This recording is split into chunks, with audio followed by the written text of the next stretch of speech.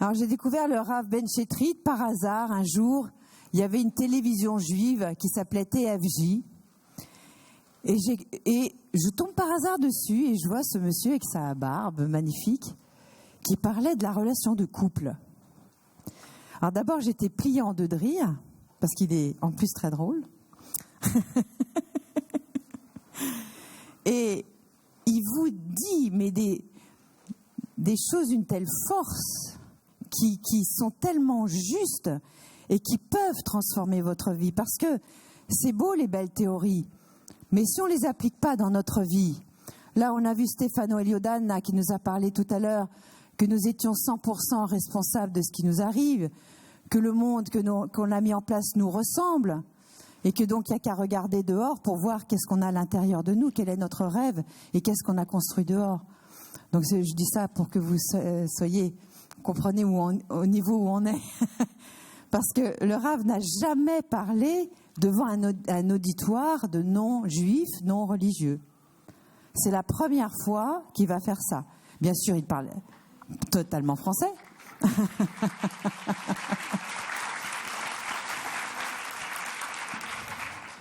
Et il m'a dit, mais qu'est-ce que je fais là? Et il a écrit, il y a plus de livres, donc et de toute façon, il va partir à 8h moins 5, il est en bas. Donc vous ne pourrez même pas lui parler. Il y a un site internet que je vous dirai, vous aurez tous les liens, on vous enverra ça par internet. Et je vous inviterai à aller sur son site. Vous pouvez télécharger aussi quelques vidéos, quelques audios. Écoutez-les bien, même s'il y a des fois des mots d'hébreu, c'est pas grave, il traduit. Et on a tellement besoin de cette éducation, de ces valeurs dans ce monde qui a une telle perte de valeur. Donc je vais laisser la parole au Rav Ben Shetrit. Voulez-vous mettre là-bas ou? Ouais. Voilà. Merci beaucoup d'être là et merci d'être là parce que je sais que c'était pas évident.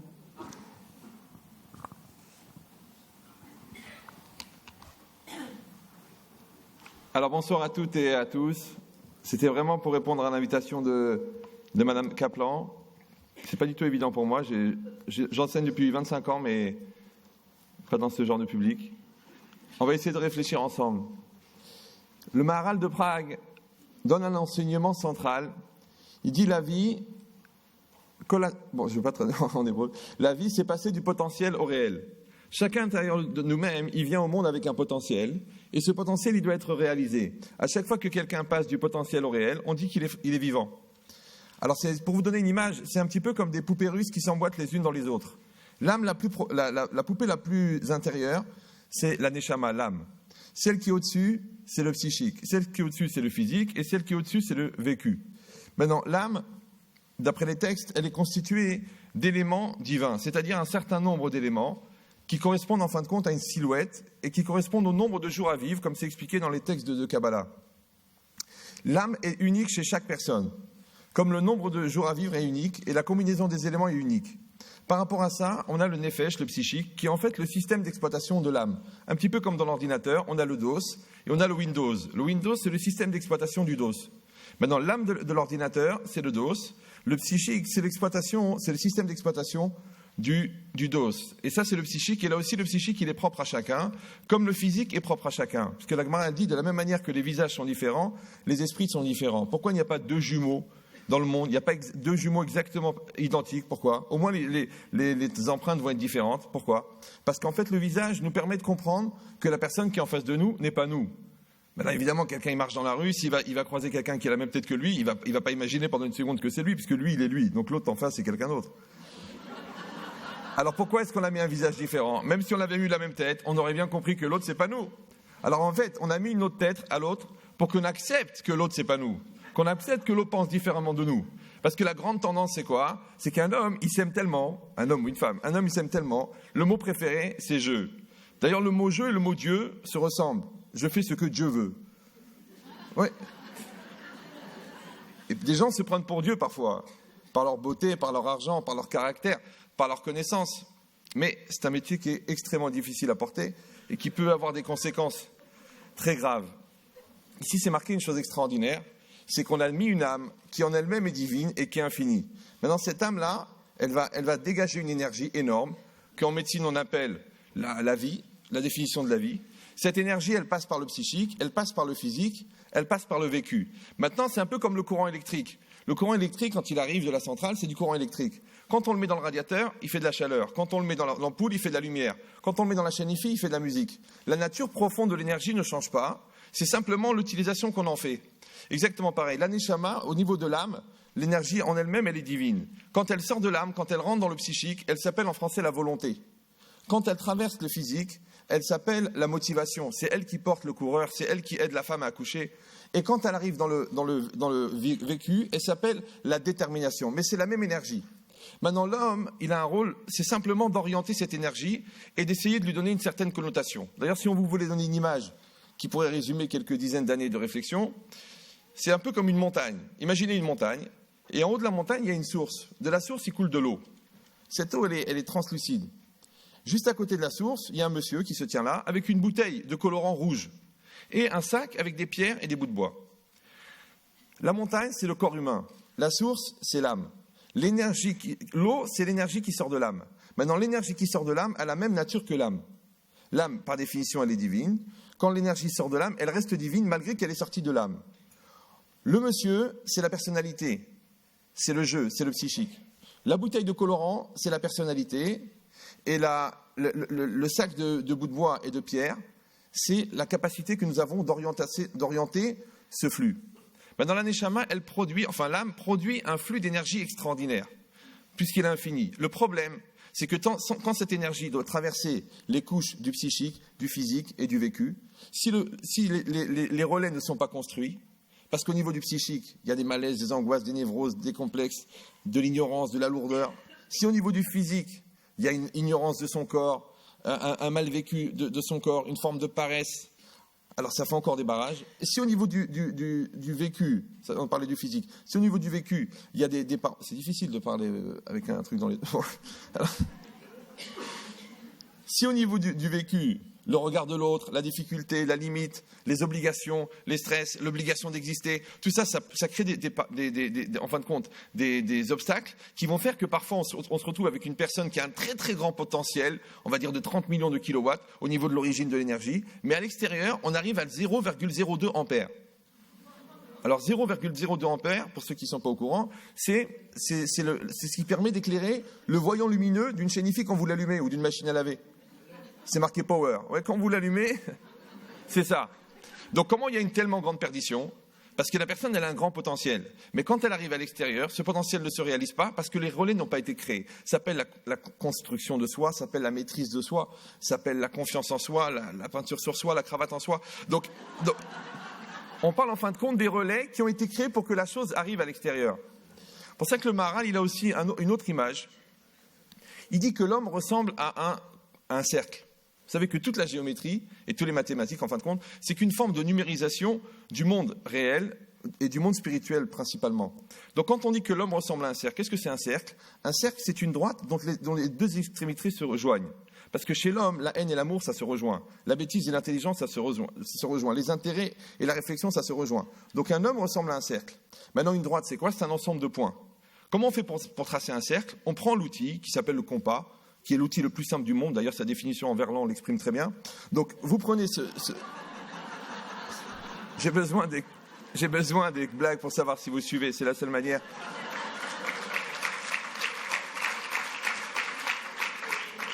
Puisque des fois, on peut arriver à parler avec des gens qui ont une telle capacité de dormir avec les yeux ouverts qu'on ne peut pas savoir s'ils réfléchissent ou s'ils digèrent. Donc, ici, c'est marqué un compas. Qu'est-ce qu'on fait? On prend un compas.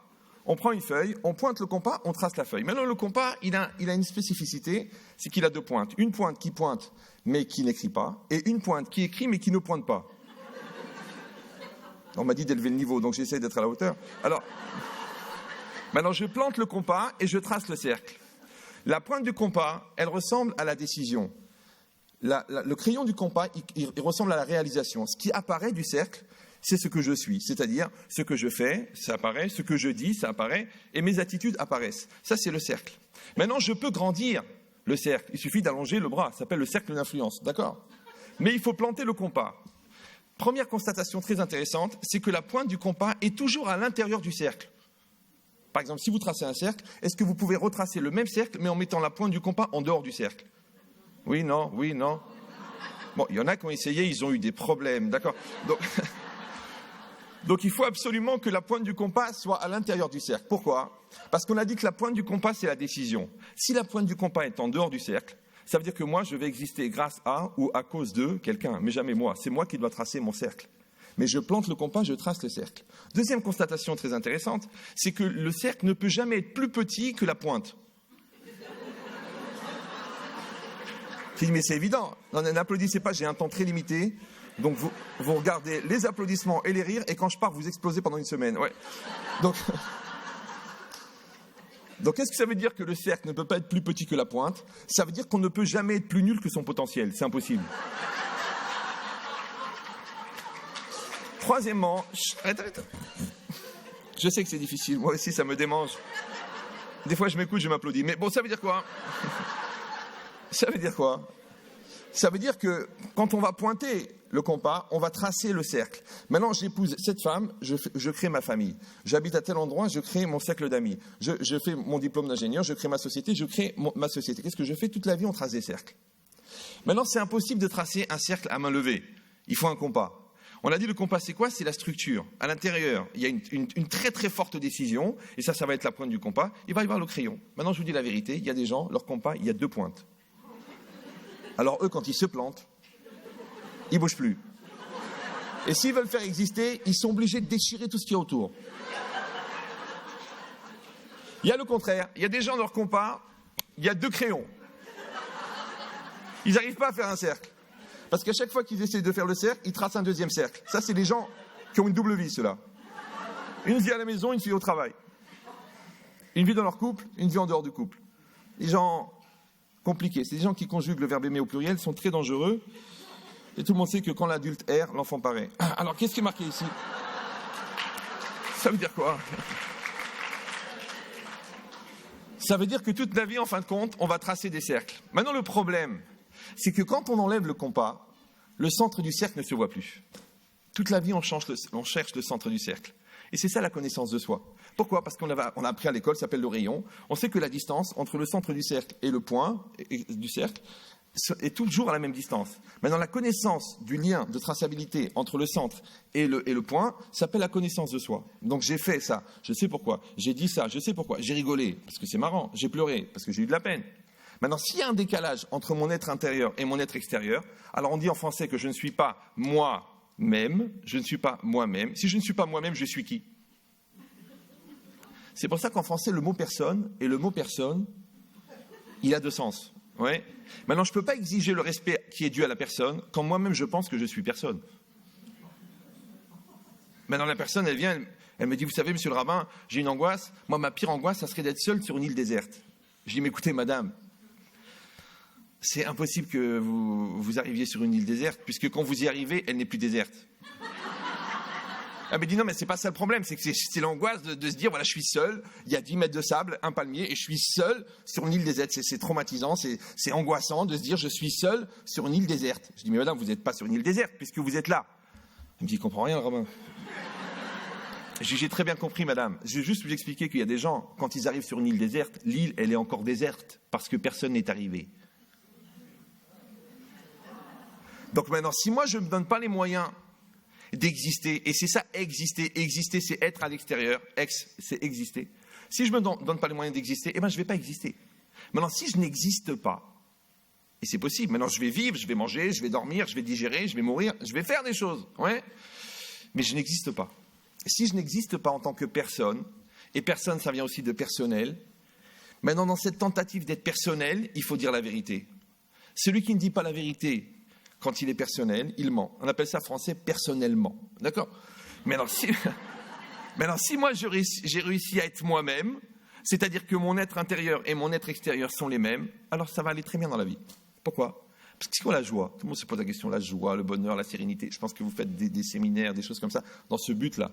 La logique, c'est très simple. La joie, d'après la définition de la Torah, c'est la satisfaction d'être. Ça veut dire que quand moi je réussis à faire cette trajectoire, à faire ce travail, que mon être intérieur se réalise à l'extérieur, alors ça s'appelle la joie.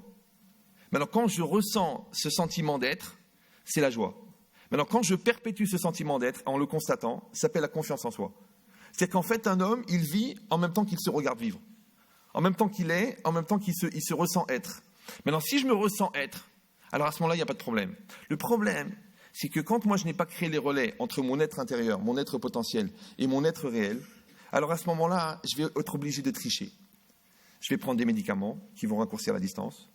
Je vais créer des discours et je vais être étranger de mon discours. Pourquoi ? Pas simplement parce que je ne me connais pas. Je vais mentir, je vais m'angoisser, je vais disparaître. Puisque si le but c'est d'exister, alors malheureusement celui qui ne va pas réussir à exister, c'est-à-dire à être à l'extérieur, alors ce qu'on va faire, il va inister. C'est un mot qui n'est pas dans le dictionnaire. Je ne sais pas pourquoi les Français ne veulent pas parler de leurs problèmes majeurs, mais non, inhiber, ça existe, mais inister, ça n'existe pas. C'est un truc très bizarre. Bon, je ne sais pas pourquoi. Moi, je l'aurais mis. D'ailleurs, je me suis permis de l'utiliser depuis 20 ans. Ça ne me dérange pas. Au pire, j'ai raison. Donc, c'est inister. Inister, c'est être à l'intérieur. Quand la personne n'arrive pas à être à l'extérieur, elle va être à l'intérieur. Maintenant, le problème, c'est quoi ? C'est que la vie, elle nous invite à être à l'extérieur. Elle n'attend que ça. Notre conjoint attend que nous donnions le meilleur de nous-mêmes. Nos enfants attendent que nous soyons des héros. Nos patrons attendent que nous faisions le meilleur. La vie attend de nous que nous soyons des adultes, des êtres matures, des gens qui assument, des gens qui construisent, des gens qui produisent, des gens qui sont. C'est pour ça que le livre, il s'appelle « La vie est une invitation à être ». Parce qu'en fin de compte, c'est ça la vie. La vie, c'est une série de partenariats pour des gens à qui on va donner l'occasion d'être. Maintenant, il y a des gens qui répondent à l'invitation et ils sont, et il y a des gens non, ils ne veulent pas. Alors c'est un petit peu comme un master. Vous passez une maîtrise en 4 ans, la première année de fac, la deuxième année, la troisième année, la quatrième année. La première année, c'est quoi ? Alors la première année, vous avez 5 UV à atteindre.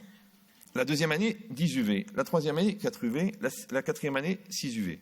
Maintenant, sous la première année, sur les 5 UV, vous n'en avez eu que 2. Vous n'aviez pas la tête, vous n'étiez pas concentré, vous étiez amoureuse. Vous n'en avez eu que 2. La deuxième année, il y en avait 10. Maintenant, sur les 5, vous en avez eu 2 de la première année. Donc, il vous en manque 3. 3 plus 10, ça fait 13. La deuxième année, manque de concentration aussi, pareil, vous en avez eu 2. Mais là, c'est 2 sur 13. Donc, la troisième année, il y en avait 4. 4 plus 13, ça fait 17. C'est quoi la première année ? La première année, c'est quand vous êtes célibataire. Quand vous êtes célibataire, la vie vous propose de devenir vous-même. Vous devez vous construire, apprendre à vous connaître, définir votre niveau intellectuel, spirituel, la personne que vous allez côtoyer, les enfants que vous aurez en fonction de la personne que vous serez. Ça, c'est tous les éléments que vous allez développer au niveau personnel. C'est la première année. Tous les UV que vous n'avez pas comblés en première année, ne vous en faites pas, vous les épousez. C'est la deuxième année. Donc celui qui est fondamentalement menteur, ou il va épouser une femme qui est beaucoup plus menteur que lui, il va devenir fou, ou alors il va épouser une femme qui est tellement vraie qu'il ne pourra plus mentir. Le type qui est très très fort en communication, mais qui n'est pas vrai, il va épouser une femme qui a des très très grands blocages de communication, mais qui est vraie.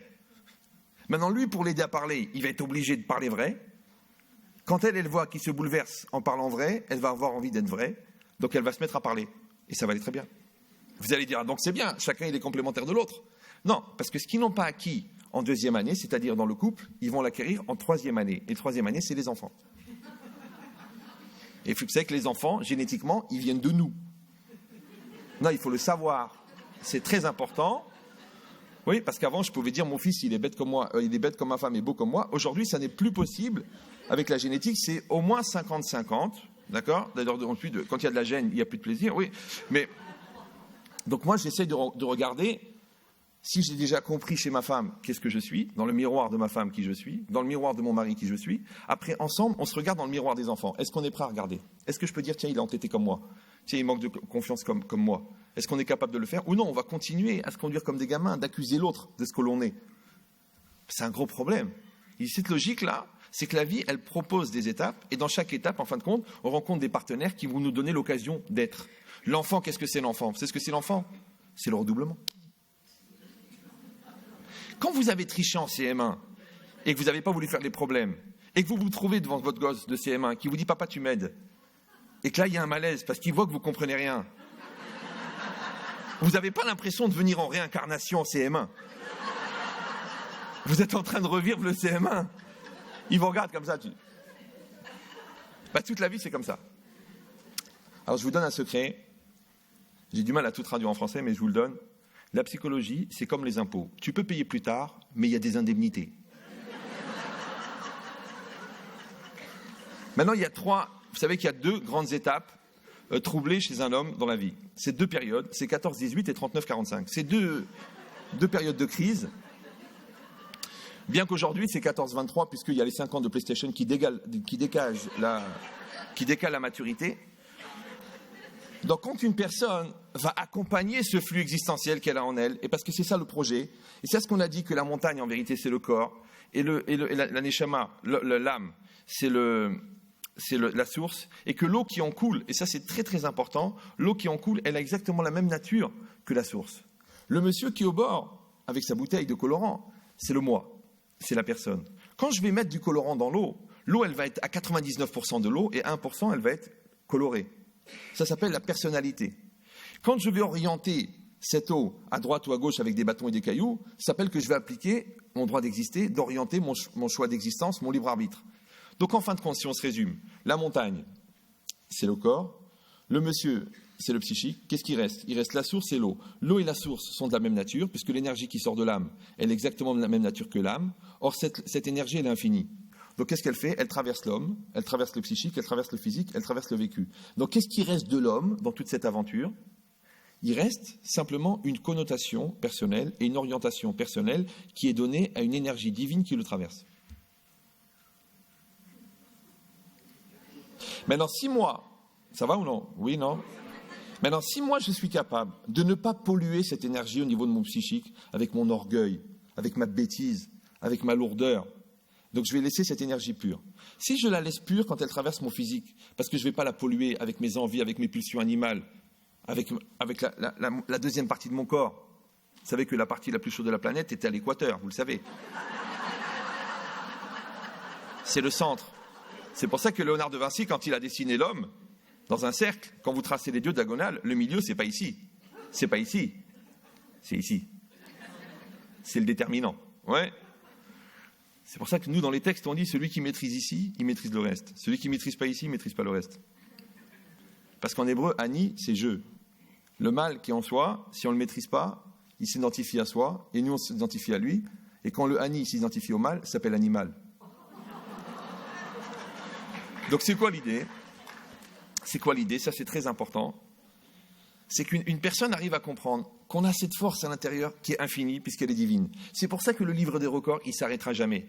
C'est pour ça que la volonté humaine, elle ne trouvera jamais de limite. C'est normal parce que sa nature en elle-même, elle n'est pas limitée, elle est infinie. Maintenant, si on est capable, encore une fois, de ne pas la limiter, de ne pas la polluer, c'est pour ça que c'est tellement important la modestie, c'est tellement important l'abnégation, c'est tellement important de s'oublier. Alors les gens croient, alors quoi, ça veut dire quoi ? Ça veut dire qu'il ne faut pas exister, alors quoi, il ne faut pas s'affirmer. Mais au contraire, je vous donne un secret. Il y a des éléments en nous qui ont été créés pour être détruits. L'orgueil, ça a été créé pour être détruit. C'est fait exprès. C'est-à-dire que dans le texte, on dit « Mina chocher yotseor » de l'obscurité viendra la lumière. C'est-à-dire qu'en fin de compte, ce que tu es devenu, c'est en détruisant ce que tu ne devais pas être. C'est-à-dire qu'un courageux, c'est quelqu'un qui a tué un peureux, en soi. Oui, un travailleur, c'est quelqu'un qui a tué un paresseux. Un type sincère, c'est quelqu'un qui a tué un menteur. C'est-à-dire qu'un homme bien, c'est un serial killer. Maintenant, quelqu'un qui n'a tué personne. Ah, vous savez, je n'ai tué personne. Je suis resté moi-même. Mais quel niveau de nullité tu as pu atteindre ? Proche de la perfection. Ouais. Puisque le but, justement, c'était de déclencher quelque chose. C'était de faire apparaître quelque chose. Et ça, c'est nécessaire. C'est un peu comme quelqu'un qui voit un papillon et qui a de la peine pour la chenille. Il dit la pauvre. Elle est morte, elle. Mais c'est le papillon. C'est comme si tu vois ton fils qui a 20 ans et tu dis « Oh, il était petit, il était innocent, Mais c'était ça le but. Le but, c'était d'en faire un homme. Si tu veux le garder à l'âge des couches, ça n'a aucun intérêt. Et ça, c'est un des défauts majeurs des enfants, d'ailleurs, bien que ce n'est pas le thème, mais c'est que l'enfant a 2 défauts. Premier défaut, c'est que plus il grandit, plus il nous ressemble. Ce qui est insupportable, ouais, sauf si je me connais. Ouais. Deuxième défaut, je ne vais pas vous le dire, sinon tout le monde va quitter la salle. Mais qu'est-ce qui est marqué ici ? Ça, c'est incroyable et c'est important. C'est qu'en fin de compte, on ne fait qu'accompagner cette énergie. Maintenant, si quelqu'un il va dire « Oui, mais c'est moi, c'est quand même moi !» Ben, moi, j'ai triché avec vous tout à l'heure. J'ai dit quelqu'un, il plante le compas. Maintenant, la pointe du compas, qui va être en fin de compte le déterminant, qui va être l'origine des choses, qui va être la source de l'impulsion d'être.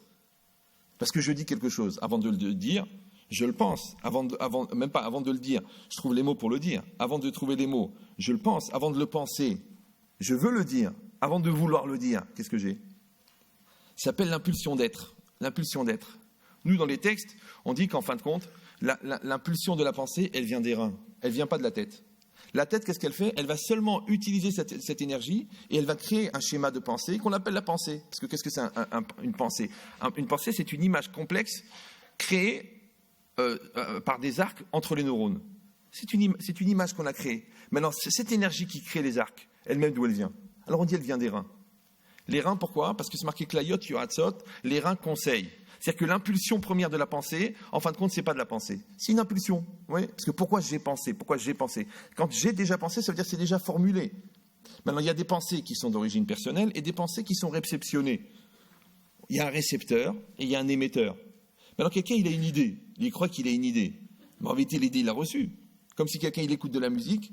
Alors, il croit qu'il a créé la musique. Non, la musique, il l'a entendue. Il y avait une radio. Lui, il a entendu la musique. De la même manière, à l'intérieur de moi-même, j'ai une voix qui parle. J'ai quelqu'un qui me parle, quelqu'un qui me dit. Et ça, c'est le problème.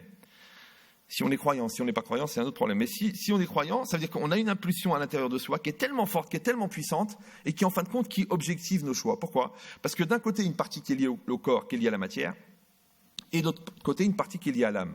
Maintenant, toute la volonté d'être, de se développer, d'aller vers l'infini, de rechercher des choses profondes et essentielles, c'est d'un côté. Tout l'autre côté, d'accord, c'est de la relation que j'entretiens avec la matière, la limite, le regard que je peux avoir sur les qualités morales de ma partenaire, d'accord? Donc, pourquoi vous rigolez? C'est très sérieux, oui. C'est-à-dire, est-ce que moi je vois une femme ou est-ce que moi je vois de la viande organisée de manière harmonieuse? J'exagère. Une fois, un monsieur est venu chez moi, il m'a dit, monsieur le rabbin, écoutez, je ne comprends pas votre cours sur la sainteté, je suis personnellement obsédé sexuel. Je lui ai dit, écoutez, bonne santé. Je lui ai dit, mais pourquoi? Il m'a dit, je ne sais pas, moi les femmes, c'est fait pour ça, c'est fait pour s'amuser, c'est fait pour se défouler, c'est fait pour se vider. Je lui ai dit, excusez-moi, bon, s'il était juif aussi, je lui ai dit, excusez-moi, bon, je comprends, vous êtes dans une plage, vous regardez certains sites, ni pour nous, ni pour vous d'ailleurs. Hein, bon. Mais imaginez maintenant, vous êtes dans une exposition sur les camps de la mort, et vous voyez ces femmes toutes nues qui sont en train de faire la queue pour entrer dans la chambre à gaz. Est-ce que ça vous excite? Il m'a dit, ah non, faut pas exagérer. Je dis, alors pourquoi celle qui est sur la revue spécialisée en charcuterie, ça vous excite? Et celle qui est dans la queue des camps de la mort, elle vous excite pas? Il m'a dit, je sais pas. Je dis, mais c'est très simple. Parce que celle qui fait la queue pour mourir, vous la considérez comme une personne, et celle qui est dans la revue, vous la regardez comme de la viande. Ça s'appelle un regard. C'est un regard. Maintenant, le degré de relation que tu entretiens avec la matérialité, oui, va donner ta définition. C'est ça ta définition. Qu'est-ce que tu fais? Tu manges ou tu bouffes? Qu'est-ce que tu fais? Tu finalises le lien émotionnel et intellectuel que tu as eu avec ta femme, avec ton mari, dans la sexualité, ou non, tu consommes un besoin, une pulsion qui vient de ton ventre. Qu'est-ce que tu fais? Définis les choses. Qu'est-ce que tu fais maintenant? Tu es en train d'aider l'autre à soulager un problème qu'il a, ou non, tu te crées une notoriété en l'aidant. Qu'est-ce que tu fais? Chaque acte, il peut être lu des deux côtés. Il peut être lu des deux côtés du miroir. Alors maintenant, est-ce que toi, tu es assez étranger de toi-même pour te regarder toi-même, pour savoir qui tu es au fond?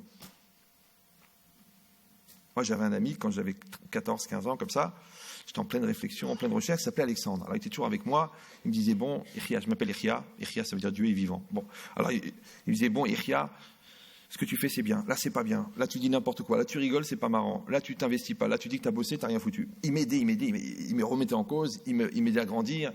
Il m'encourageait. Là, vas-y, c'est bien. Pendant 3-4 ans. Maintenant, je vous fais une confidence. On est entre amis. Ce type-là n'a jamais existé.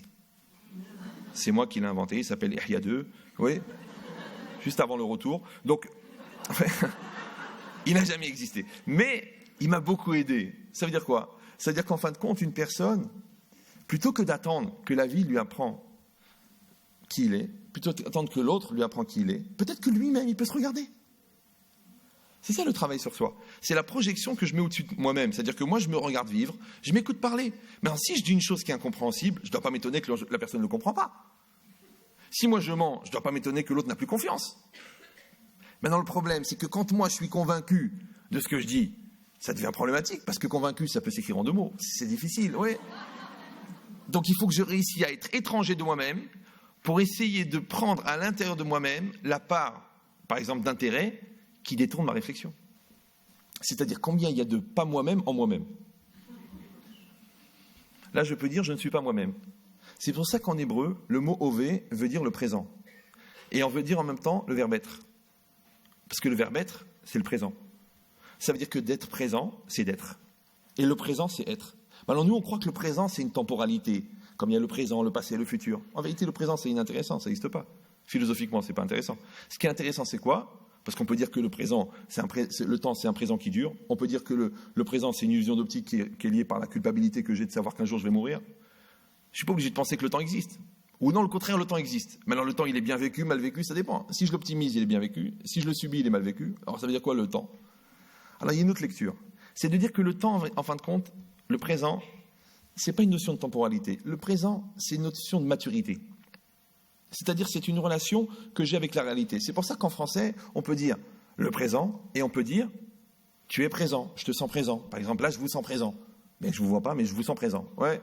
Mais des fois, tu dis à ton mari, écoute, tu rentres à la maison, mais je te sens pas présent. T'es pas là, tu es devant l'ordinateur, je te parle, tu m'écoutes pas, tu as les yeux qui fuient, t'es pas présent.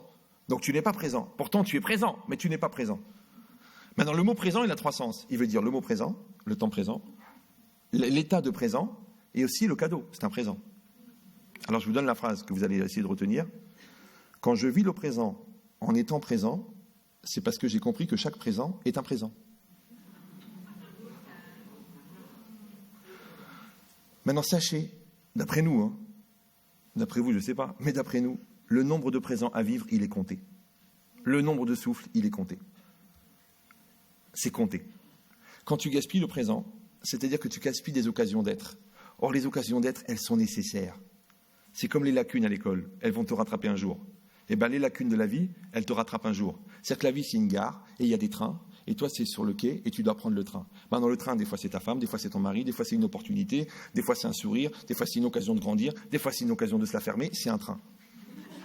Maintenant, il y a des gens, malheureusement, ils ratent les trains. Parce que le train, vous savez, le train, il part à l'heure.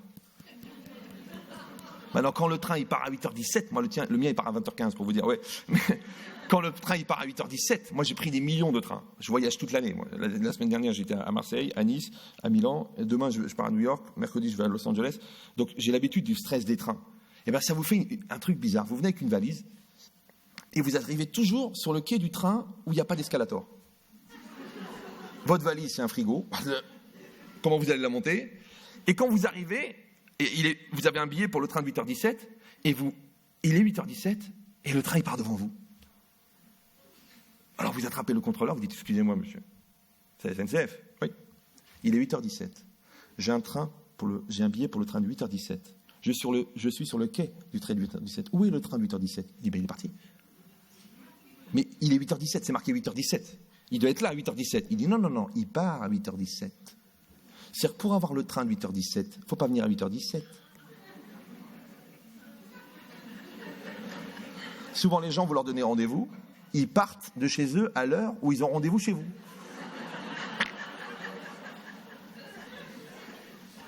Mais il y a des gens, ils arrivent tellement en retard que quand ils arrivent, c'est pas que le train il est parti, c'est qu'il n'y a plus la gare.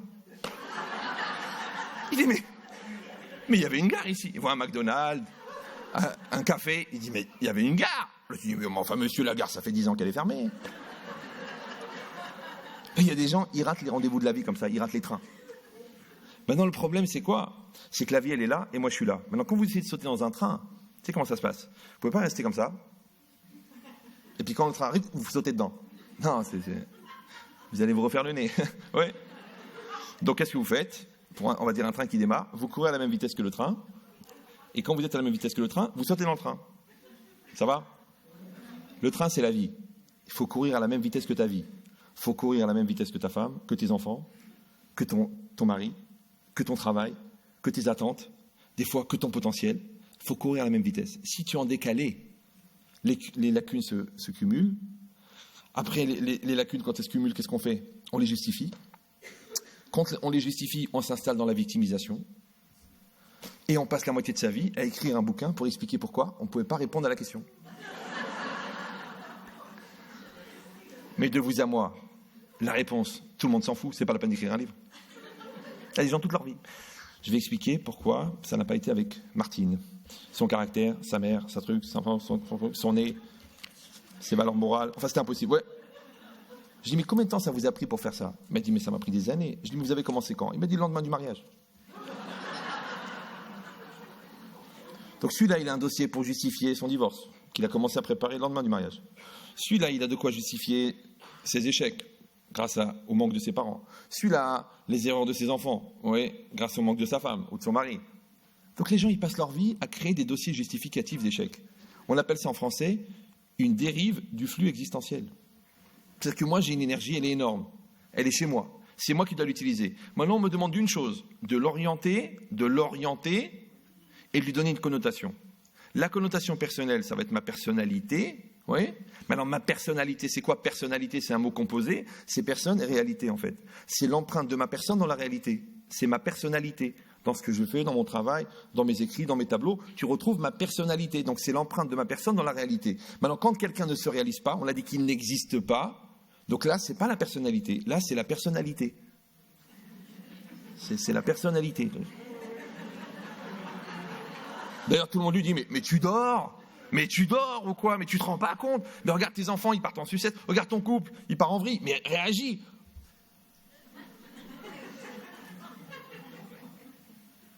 Cette problématique-là, c'est quoi? C'est simplement parce que j'ai une énergie, encore une fois, qui est énorme. Le problème, c'est que cette énergie, quand je la réalise, elle devient motrice, mais quand je ne l'utilise pas, elle devient destructrice. C'est la même énergie. C'est comme un compresseur. Vous avez un compresseur, il produit de la pression.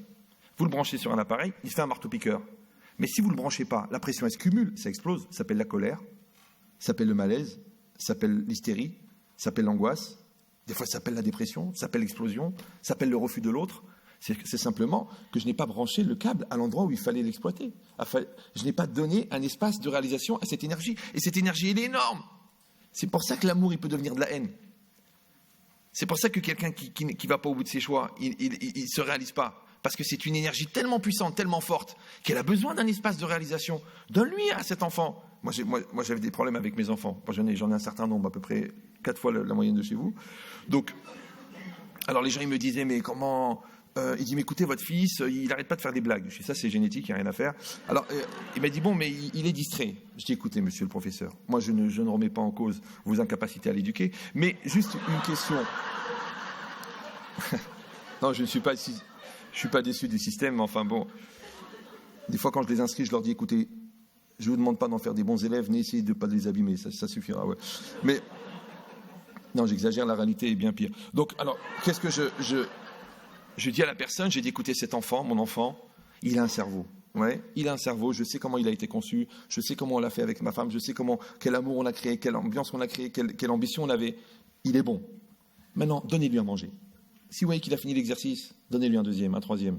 Mettez-le chef de la classe, faites-lui faire des initiatives. Vous allez voir, s'il ne s'ennuie pas, il va travailler. Maintenant, ça, vous me dites ça, c'est un homme et un enfant. Mais en vérité, quelle différence? Quelle différence entre l'homme et l'enfant? C'est-à-dire, quelle différence entre éduquer l'enfant qui est devant moi et l'enfant qui est en moi? Qu'est-ce que c'est un enfant? C'est un potentiel. Moi, je dois l'amener à l'adulte. Eh bien, moi, l'enfant qui est en moi, c'est un potentiel, je dois l'amener à l'adulte. Maintenant, celui qui a su amener son potentiel à sa réalité, il peut peut-être aider l'enfant à atteindre sa réalité. Mais celui qui lui-même n'a pas réussi à devenir un homme ou une femme, donc comment il va faire pour aider l'enfant? Et moi, je vous dis, un très grand traumatisme qui a été relevé par un des plus grands élèves de Freud. Il avait une phrase comme ça célèbre, il disait, il n'y a pas un plus grand traumatisme pour un noyé de voir que le maître nageur ne sait pas nager. Enfin, on ne sait pas si c'est un élève de Freud ou si c'est Confucius. Il y a une espèce de confusion. C'est pour ça qu'on l'a attribué à Confucius, mais bon, ça n'a rien à voir. Mais c'est quoi l'idée? C'est que quand l'enfant voit que je me noie, pourquoi il va devenir maître nageur? Maintenant, moi, je suis censé avoir réglé ce type de problème avant, puisque je l'ai fait avec moi-même, après je l'ai fait avec mon couple, oui, et après je le fais avec lui. Et cette logique-là, c'est quoi? C'est que je vais éduquer l'enfant qui est en moi. Mais est-ce que je suis prêt à le faire? Est-ce que d'abord je suis prêt à accepter qu'il y a un enfant? Pas un enfant dans l'espace péjoratif, un enfant dans le potentiel. C'est que les enfants ont un défaut majeur, c'est qu'ils ne comprennent rien, mais ils ont une qualité, c'est qu'ils ressentent tout. Donc dès que tu as un enfant devant toi, tu dois savoir que tu as une caméra 113 milliards de pixels allumée en permanence avec un capteur sélectif qui capte tes erreurs tout de suite. Et par contre, les choses bien, il faut les répéter souvent pour qu'ils les acquièrent. C'est difficile. Donc ça veut dire que devant un enfant, tu es obligé d'être parfait. Tout ça, moi je dis toujours au couple, je dis écoutez, vous avez combien d'enfants? Ils me disent 3. Je dis non, en fait vous en avez 4. Elle me dit ah bon, oui, elle regarde sa femme. Non, mais j'ai le 4e enfant, c'est votre couple. Maintenant, un enfant, il a besoin d'amour, il a besoin de discipline, il a besoin de connaissances, il a besoin d'attention, il a besoin d'investissement, il a besoin de douceur, il a besoin de communication. Et bien votre couple aussi. Maintenant, occupez-vous de votre couple comme un enfant. Maintenant, je vous donne une règle. Est-ce qu'on se querelle devant les enfants? Je dis non, c'est impossible. Alors je dis, vous ne pouvez plus vous quereller devant votre couple. Alors il y en a qui me disent, mais attendez, mais on va se quereller devant qui? Je dis, on ne va pas se quereller. Moi, je vous donne un truc. Moi, j'ai ma petite expérience de quelques centaines de milliers de personnes. J'ai remarqué qu'il y a très peu de couples qui ont des problèmes de couple. Non, c'est vrai. Moi, personnellement, dans mon travail de rabbin, j'ai reçu à peu près 950 couples en consultation, c'est-à-dire 9h du soir, 3h du matin, plus 30 000 au téléphone, peut-être, je sais pas, j'ai arrêté de compter. Mais je vous le dis encore une fois, en constatation pure, il y a très peu de couples qui ont des problèmes de couple. Les 3/4, c'est des problèmes personnels qui dégénèrent en problèmes de couple. Moi, je n'ai pas confiance en moi, alors je dis à ma femme qu'elle est nulle. Ma femme, elle n'a pas coupé son cordon ombilical, elle me dit, tu parles trop à ta mère. C'est des transferts. Alors, je vous donne un secret. Écoutez bien, ça ne vous engage pas ni à mettre la kippa ni la barbe. Écoutez. Il y a un problème, on va dire 100%. Il y a un problème 100%. Maintenant, moi, je dois chercher ma proportion dedans. Moi, j'ai par exemple 80%, toi, tu as 20%. Par exemple, j'ai oublié qu'aujourd'hui, c'était le jour de ton anniversaire. C'est ce qui est une profanation du nom divin. D'accord.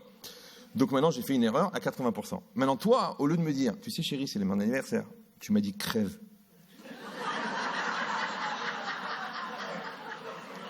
Donc, moi, j'ai 80% de tort, parce que j'ai oublié le jour de l'anniversaire, et toi, tu as 20% de tort, parce que la manière que tu as utilisée pour me le dire est un peu trop expéditive. Donc, moi, en tant qu'homme, j'ai 80%, ça peut être le contraire, hein, les exemples sont bisexes. Donc, moi, en tant qu'homme, j'ai 80%, donc moi, je dois m'occuper de mes 80%. Je dois dire, mais comment ça se fait que j'oublie l'anniversaire de ma femme, alors que je n'oublie jamais celui de ma mère? Ouais, donc... on verra les cas personnels après si ça vous dérange pas. Donc ça veut dire quoi? Ça veut dire que je réfléchis. Moi, je m'occupe de mes 80%. Elle va réfléchir. Elle dit, bon, c'est vrai qu'il a oublié l'anniversaire, mais quand même, de lui dire crève. Alors, je vous donne le secret. Si moi, je m'occupe de mes 80% de part, toi, tu t'occupes de tes 20%. Donc moi, je vais évoluer personnellement sur mon erreur de 80. Toi, tu vas évoluer sur ton erreur de 20. Tout va aller très bien. Donc moi, je m'occupe du mauvais qui est en moi sur 80, toi, du mauvais qui est en toi sur 80, et nous deux, on va donner le meilleur de nous au reste. C'est bon? Les gens, ils font pas comme ça, les gens. Qu'est-ce qu'ils font? Moi, qui ai 80, je m'occupe de tes 20. Toi, qui as 20, tu dis, mais je vais pas m'occuper des 20. Je m'occupe de tes 80. Donc moi, je m'occupe de toi, tu t'occupes de moi. Personne ne s'occupe de chacun et personne ne s'occupe du couple. Tu m'étonnes que ça avance pas. Maintenant, comme je l'ai dit, comme tu le fais avec le couple, tu le fais avec toi-même. Oui. Encore une fois, au lieu de me battre avec ma susceptibilité, mes nerfs, le regard de l'autre, la difficulté, je me regarde à l'intérieur, je dis, mais qu'est-ce que j'ai dit là? Qu'est-ce que j'ai dit? Ce que j'ai dit, je le pense ou non? Si je le pense pas, je ne m'étonne pas que l'autre ne le comprenne pas, parce que même moi, je le crois pas. Mais si je dis, je le pense pas, mais ce que je dis, c'est intelligible, il a qu'à comprendre. Mais ça sert à rien, parce que moi, je ne le pense pas. Maintenant, ce que les gens perçoivent de nous, c'est pas ce qu'on croit être, c'est pas ce qu'on voudrait être, c'est pas ce qu'on croit que les gens pensent qu'on est, c'est ce qu'on est. Maintenant, si je ne suis pas ce que je suis, l'autre, il ne me perçoit pas. Moi, je vous donne un conseil, hein. Quand vous parlez à un enfant, essayez de penser ce que vous allez lui dire. Parce que lui, il n'entendra pas ce que vous dites, il entendra ce que vous pensez. Mais si vous ne le pensez pas, il n'entend pas. Ça, c'est dialogue de sourds. Non mais, ça, c'est dialogue. Le père dit à son fils, fais ça. Évidemment, le fils fait autre chose. C'est connu, l'enfant est ingrat, même quand il est maigre. Ouais. Donc, Donc le père vient le voir, lui dit, pourquoi tu n'as pas fait ce que je t'ai dit? Le fils, il dit, papa, j'ai fait ce que tu as dit. Alors le père, il dit, mais c'est pas ça que je voulais dire. Alors le fils, il dit, papa, je vais pas faire ce que tu veux dire, j'ai fait ce que tu as dit. Maintenant, si tu voulais dire autre chose que ce que tu as dit, il fallait me dire ce que tu veux, ou me dire ce que tu dis. Alors il dit, mais j'ai pas besoin de te dire ce que je veux, c'est à toi de le comprendre. C'est-à-dire qu'en me taisant, j'ai plus de chances d'être compris qu'en parlant. Je sais pas si vous... Ouais. Mais cette logique-là, encore une fois, je vous donne des parallèles. Moi, avec le conjoint, moi, avec l'enfant. Mais quelle différence avec moi, avec moi-même? C'est-à-dire si je m'écoute parler, ouais, si j'arrive à savoir en moi qui est moi, et je veux être cohérent avec moi, c'est-à-dire que je veux que la pointe du compas et la pointe du crayon, elles soient ensemble, elles aillent ensemble. Et c'est ça en français, ça s'appelle cohérent. C'est ça cohérent. Cohérent, ça veut dire que mon être intérieur et mon être extérieur soient les mêmes. Je dis ce que je pense, je fais ce que je dis, je fais ce que je pense, et attention, je pense ce que je pense. Est-ce que tu penses ce que tu penses? Écoutez, si je le pense, c'est donc que je le pense. C'est faux, par exemple, là, je suis en train de vous dire des choses, vous y pensez. Mais le fait que vous y pensiez ne fait pas pour autant que vous le pensez. Par exemple, moi, j'ai des gens qui assistent à des conférences, à la fin, ils me disent, écoutez, monsieur le rabbin, je ne suis pas d'accord avec vous, mais je sais que vous avez raison.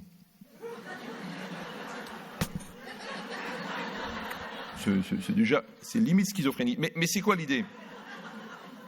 C'est qu'en fin de compte, on passe notre vie à se chercher. On passe notre vie à chercher à se rencontrer. Comme dans le couple. Moi, j'appelle ça des séries de rendez-vous manqués. Quand l'homme, il veut faire des efforts, la femme, elle fait la tronche. Bon, après, elle tombe enceinte. Bon, alors elle est un peu plus sensible. Elle veut s'approcher. Lui dit, non, c'est trop facile, j'ai des problèmes au travail. Après qu'il a réglé les problèmes de travail, alors lui, il veut s'approcher. Elle perd son père. Après, c'est l'enfant qui a des problèmes. Après, ils se croisent. Mais même pour faire un hold-up, on coordonne les montres.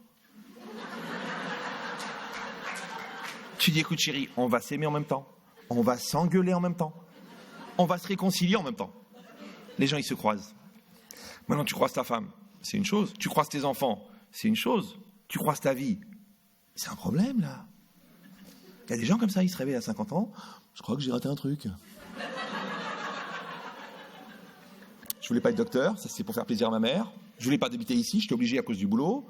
Je l'ai épousée, elle, parce qu'on était dans la même fac, c'est elle qui me donnait les polycopes. Les enfants, ils sont nés, bon, bah, c'est une maladie cyclique. Alors quoi? Alors j'ai choisi quoi, moi? Où elle est ma vie? Quand est-ce que je vais commencer à vivre? C'est bizarre, non? Comme si les gens, ils avaient... C'est comme s'ils avaient 10 ans, 20 ans, 30 ans, 40 ans de coma. Un jour, il se réveille. Maintenant qu'il a découvert l'âge de la secrétaire, il trouve qu'il aime plus sa femme. Comme ça, il dit, voilà, j'ai réfléchi, je t'ai jamais aimé. Elle s'appelle comment? Non, j'ai réfléchi, en fin de compte, c'est pas des vrais sentiments. Maintenant, c'est fort, maintenant, ça brûle, maintenant, c'est passionnel. T'es sûr que c'est passionnel ou c'est passionnel? Ouais. Ah, c'est un gros problème.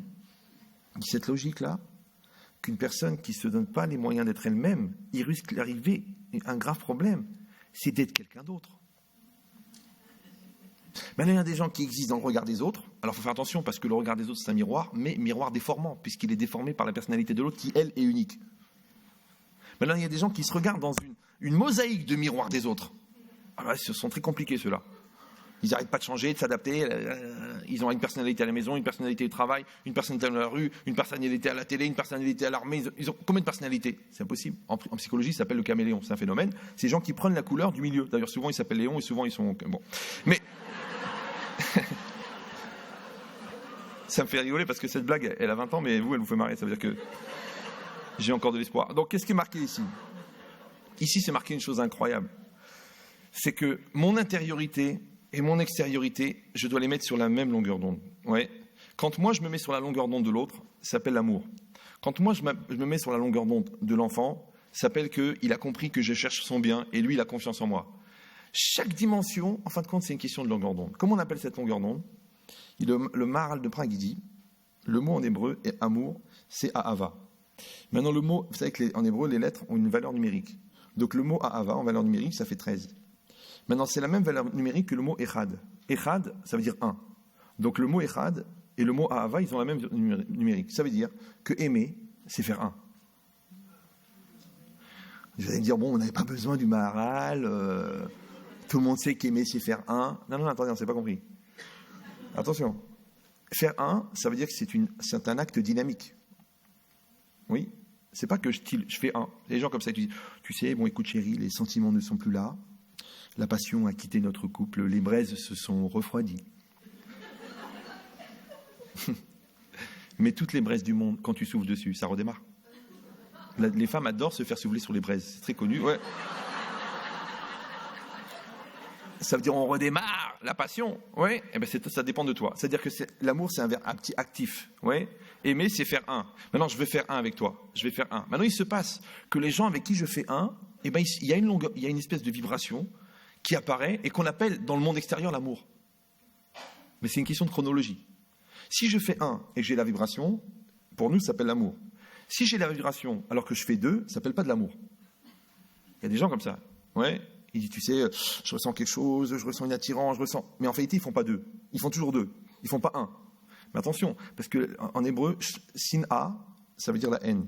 C'est la même consonance phonétique que shnaim, qui veut dire deux. Maintenant, il y a une misva, il y a un commandement positif dans la Torah de faire un. Tu aimeras ton prochain comme toi-même. Ve'ahavta, tu aimeras. Et il y a un interdit de haïr. Tu ne haïras pas. Maintenant, pourquoi est-ce qu'on a formulé l'interdit, pourquoi on a formulé la haine sous la forme d'un interdit et la mitzvah d'aimer, le commandement d'aimer sous la forme d'une action? Parce que pour aimer, il faut agir. Ouais. Par contre, pour ne pas aimer, il ne faut pas agir. C'est-à-dire pour ne pas haïr, il faut se retenir. Ça veut dire qu'il faut être passif dans la haine et actif dans l'amour. Ça va? Maintenant, la vérité, regarde autour de vous. Les trois quarts, ils font le contraire. Les gens, ils sont actifs dans la haine, ils sont passifs dans l'amour. L'amour, il dit, ça revient pas. Écoute, je sais pas, j'attends, peut-être ça va revenir. Comme s'il y a un courant d'air, genre... Mais l'amour, il faut aller le chercher. Je m'investis dans mon travail, j'aime mon travail. Pourquoi? Parce que je fais un avec mon travail. Je m'investis dans mon pays, j'aime mon pays. Je m'investis dans mes enfants, j'aime mes enfants. Je m'investis dans ma femme, j'aime ma femme. C'est comme ça, il faut investir. Les gens, ils veulent pas investir. Pourquoi? Parce que les gens, ils n'ont pas compris que c'est très, très dangereux de prendre l'escalator. Il faut prendre l'escalier. Vous savez pourquoi? Parce que des fois, l'escalator, il ne marche pas. Et là, c'est mortel. Tu arrives comme ça avec ta valise. L'escalator, il ne marche pas. Tu dis, je vais mourir. Moi, il me prend pour un fou dans les aéroports, dans les gares. Parce que moi, je prends toujours l'escalier. Alors les gens, ils me disent, il y a un escalator. Je dis, oui, je sais. Il me dit, pourquoi vous ne le prenez pas? Je dis, parce que je ne veux pas m'habituer. Parce que des fois, il ne marche pas. Tu vois, avec l'aîné, ça marchait tout seul, c'était l'escalator. Avec le deuxième, c'était très difficile. Mais comme tu étais habitué à l'escalator du premier, ouais. Avec ta maîtresse, c'est l'escalator, les sentiments, la douceur. Avec ta femme, chaque centimètre carré, il faut le gagner. C'est l'escalier. Il est raide. L'argent volé, c'est un escalator. L'argent gagné, c'est un escalier. Attention que tu t'habitues pas à l'escalator. Toute la vie, c'est comme ça. Pour devenir bien, c'est un escalier. Pour devenir nul, c'est un escalator. Laisse-toi aller. Pour garder la joie, c'est un escalier. Pour faire une belle dépression tranquille, avec victimisation totale, c'est un escalator. Moi, je me laisse porter par ma douleur. Tu sais pas ce que j'ai vécu. Bon, écoute, on peut passer à autre chose. Ça fait quand même 19 ans. Non. Tu te rends pas compte ce que c'est de rater son permis?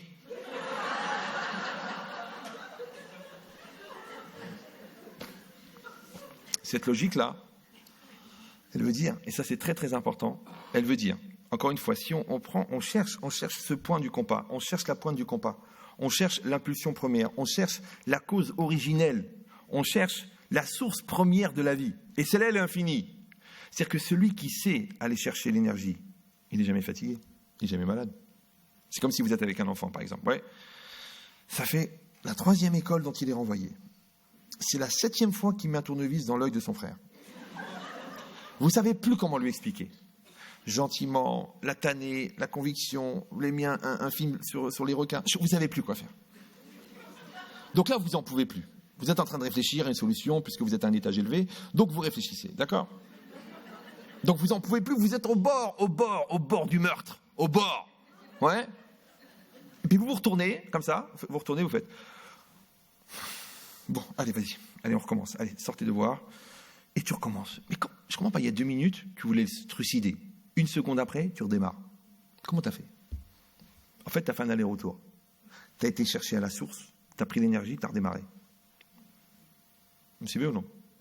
pour ça que le sens inverse, les gens qui malheureusement ne connaissent pas cette source, ou qui ne savent pas l'exploiter, ou pire, qui la gaspillent, ils craquent.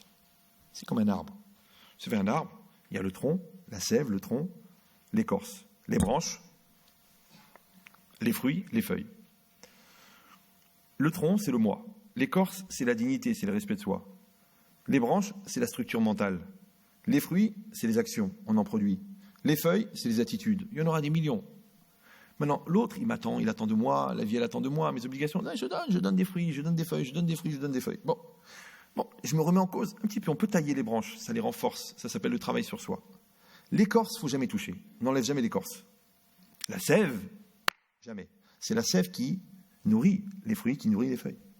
Les gens qui ne se sentent pas assez aimés, ou les gens qui n'ont pas confiance en eux, ou les gens qui sont en face de vampires, parce qu'il y a des gens qui n'existent qu'avec votre sève à vous, pas avec la leur. Donc, qu'est-ce qu'ils vont faire? Ils vont vous pomper. Maintenant, que eux vous pompent ou que vous leur donniez, ça ne change rien. Maintenant, celui qui n'a pas confiance en lui, il va donner trop. Celui qui est en face d'un vampire, il va donner trop. Comment tu sais que tu donnes trop? Parce que tu craques. Si tu craques, c'est que tu as donné la sève. Encore une fois, on peut donner des feuilles, on peut donner des actions, on peut donner des attitudes, et des années, c'est pas grave. On est là, on produit, grâce à Dieu, on produit. Quand tu sens que tu craques, tu pètes un câble, ouais, tu perds tes repères, tu t'écroules, ça veut dire que tu as donné la sève. Maintenant, il y a des gens, attention, qui ne se nourrissent que de ta sève. C'est des aspirateurs comme ça. C'est comme les grands nerveux, ils cherchent des gens calmes. Donc il vient comme ça. Vous vous écoutez, mais écoute, c'est pas grave, ça va aller. Après, au bout d'une demi-heure, il se calme, il dit ça m'a fait du bien de te parler. Toi, tu dis, bon, je peux pas dire la même chose. Oui, parce que. C'est-à-dire que le nerveux, en fin de compte, il vit sur le crédit du calme. Comme le glandeur, il vit sur le crédit du travailleur. Oui, comme le radin, il vit sur le crédit du généreux. Maintenant, les gens ils vont dire, c'est pas grave, écoutez, c'est complémentaire, il y a des systèmes, et puis ça se perpétue. D'accord, on peut vivre à crédit, mais dis-moi, quel est le taux? Je vous rappelle, pour ceux qui viennent d'arriver dans le monde de la finance, que quand on emprunte de l'argent, quand on rend l'argent, on rend d'abord le capital ou d'abord les intérêts? D'abord les intérêts. Les intérêts, ce sont tous les dégâts collatéraux qui ont été générés par tes erreurs. Toi, tu dis, bon, je regrette ce que j'ai fait. Non, ça, ce que tu as fait, c'est une chose. Mais toute la dégénérescence, ça, on ne peut pas revenir dessus. Qu'est-ce que je vais faire? Donc ici, c'est marqué une chose incroyable. Ici, c'est marqué qu'un homme peut ne pas vivre à crédit. Je peux. Pourquoi? Parce que tout ce dont j'ai besoin, en vérité, c'est chez moi. Tout ce genre c'est chez moi. Mes ressources, elles sont chez moi. Mes solutions, elles sont chez moi. Mes forces, elles sont chez moi. Maintenant, quand moi, j'économise mes forces, ou moi, j'ai pas assez confiance en moi, et je prends les forces de l'autre, c'est à crédit que ça va se faire. Et c'est très cher, le crédit. Il y en a qui utilisent leurs enfants, il y en a qui utilisent leurs parents, il y en a qui utilisent leurs amis, il y en a qui utilisent leurs thérapeutes. Moi, des fois, je le dis aux gens, je dis attention. Il n'y a pas d'erreur. Moi, je ne suis pas gourou. Parce que s'il y a une erreur, c'est que je suis gourou et ils se gourou. Je ne sais pas où l'erreur. D'accord? Donc, je dis, nous, on est des chefs de gare. Nous, on vous donne des directions. Mais vous, c'est vous qui faites le travail. On vous donne des outils, on vous aide à optimiser. Mais c'est vous qui faites le travail. Mais celui qui croit que l'autre, c'est lui la solution, il a un gros problème. C'est que l'autre existe déjà, donc la solution, elle est là. Donc son problème, il a duré, puisque l'autre, il existe. Regardez, je vous donne le secret. Ça, c'est une question philosophique. Hein. Pourquoi, quand on a un problème, quand on a la solution, il n'y a plus de problème? Les gens disent, c'est évident, quand il y a la solution, il n'y a plus de problème. Parce que la solution élimine le problème. Ça va? C'est faux. Moi, je vois des gens, ils ont des problèmes. Je leur donne des solutions, ils gardent les problèmes et les solutions. Ils me disent, j'ai pas fait ce que vous avez dit et ça n'a pas marché. Je dis, extraordinaire, un phénomène. Alors écoutez bien, en français, puisque vous parlez français a priori, le mot solution, il a deux sens. Il veut dire une solution, c'est la solution d'un problème, vous allez résoudre, c'est la résolution du problème, mais c'est aussi un mélange, une solution. D'ailleurs, par exemple, la solution aqueuse. C'est quoi une solution aqueuse? C'est quoi? Pas du tout. C'est les gens que quand vous leur proposez une solution, ils vous accusent. C'est facile d'accuser. C'est la solution aqueuse. Ah ben voilà. Donc la solution, c'est un mélange, et la solution, c'est la résolution d'un problème. Alors je vous donne un secret. Quand j'ai un problème en face de moi, ouais, que je pense que c'est Dieu qui me l'a envoyé, ou je pense que la vie, elle est bien faite, comme vous voulez. Si je pense que la vie, elle est arbitraire, il vaut mieux que j'habite un étage élevé. Mais si je pense que la vie est bien faite, donc je dis, c'est bizarre quand même que ce problème-là se pose à moi. Donc là, il y a le problème, et là, il y a la solution. Des fois, c'est le contraire. Là, il y a le problème, et là, il y a la solution. Maintenant, écoutez bien. Si moi, je me solutionne avec le problème, je me mélange avec le problème, j'assume le problème disparaît. Pourquoi ? Parce que la solution, ce n'est pas la solution du problème. La solution, c'est le niveau de maturité que j'ai atteint en assumant le problème. C'est-à-dire que la personne que je suis devenue en assumant le problème a fait que le problème a disparu. Puisque ce problème s'adressait à une certaine personne, mais moi, je ne suis plus cette personne. Donc, la solution, c'est moi.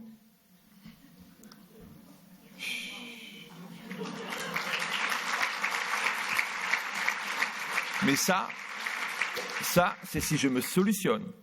Mais si je pense que c'est le problème de l'autre, vas-y, solutionne-toi. Je pense que c'est le problème de la vie, c'est le problème de mes parents, c'est le problème de ma mère, c'est le problème de mon père, c'est le problème de mon psy, c'est le problème du bon Dieu. Alors tu as un gros problème. C'est que qu'est-ce que tu fais dans ce monde, puisque c'est le problème des autres? Peut-être le contraire. Tu vas dire qu'au fait, la vie, elle est bien faite. Et nous, on appelle ça la croyance. C'est quoi la croyance? La croyance, c'est l'homogénéité entre la réalité et moi. Vous prenez une basket. C'est très concret. Vous appuyez la basket dans la terre. Quand vous la sortez, il y a l'empreinte de la basket. Ça s'appelle une empreinte inversée. Ce qui est un creux dans la basket, ça fait un relief dans l'empreinte. Ce qui est un relief dans la basket, ça fait un creux dans l'empreinte. La basket, c'est moi. L'empreinte, c'est ma réalité. Donc, ce qui est un plus chez moi, c'est un moins chez ma femme. Ce qui est un moins chez moi, c'est un plus chez elle. Ce que je n'ai pas réglé, je vais le rencontrer chez mes enfants. Mes mensonges, ils vont générer un manque de confiance. On l'a dit, c'est une empreinte inversée. Donc maintenant, moi, si j'accepte l'homogénéité qui existe entre moi et ma réalité, et la réalité, elle a un défaut majeur, elle est précise. Oui, elle te renvoie, mais tu dis, c'est pas possible, mais c'est pile, c'est exactement la femme, c'est exactement le mari, c'est exactement. Nous, on dit dans la tradition, quelqu'un qui veut connaître son passé, il regarde ses parents. Quelqu'un qui veut connaître son avenir, il regarde ses enfants. Et quelqu'un qui veut connaître son présent, il regarde son conjoint. Parce qu'il n'y a personne au monde qui te connaît mieux que ta femme et ton mari. Personne. Personne. Ça s'appelle l'intimité. Mais pas dans le sens de la familiarité. Dans le sens de la rencontre de deux essences. Il dit maintenant, quand quelqu'un il est prêt à ce challenge-là, de rencontrer soi-même chez la personne, je vais me rencontrer moi-même chez la personne. C'est-à-dire que je vais accepter la question que tu me poses, parce que je veux grandir avec ça. Ça m'intéresse de grandir avec ça. Eh bien, imaginez-vous que le ciment du couple, ça va être justement la résolution des problèmes. C'est pour ça que les couples qui n'ont pas de problème n'ont pas de couple. Moi, je vois des gens, ils veulent divorcer. Je dis, vous pouvez pas, vous n'êtes pas mariés. D'abord, on se marie, après on divorce. D'abord, on se marie. Maintenant, pour se marier, on marie des couleurs, on marie des capacités, on marie des opportunités. Mais si on ne se marie pas, alors on ne divorce pas. Je vois les gens. Ils disent, au début, on ne se comprenait pas, et aujourd'hui, on n'a rien en commun. Je dis, vous n'êtes toujours pas mariés.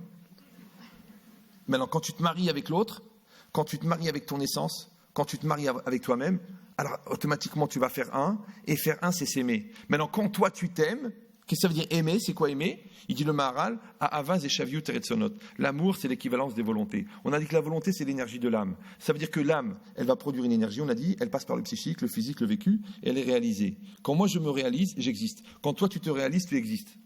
Maintenant, quand moi, j'existe et toi, tu existes, si moi, j'existe pour toi et toi, tu existes pour moi, en français, on appelle ça coexister. Ne pas confondre avec cohabiter. Il y a beaucoup de gens qui cohabitent, il y a peu de gens qui coexistent. C'est qu'au niveau légal, c'est pas du tout évident de faire des enfants avec un colocataire. C'est pas du tout évident.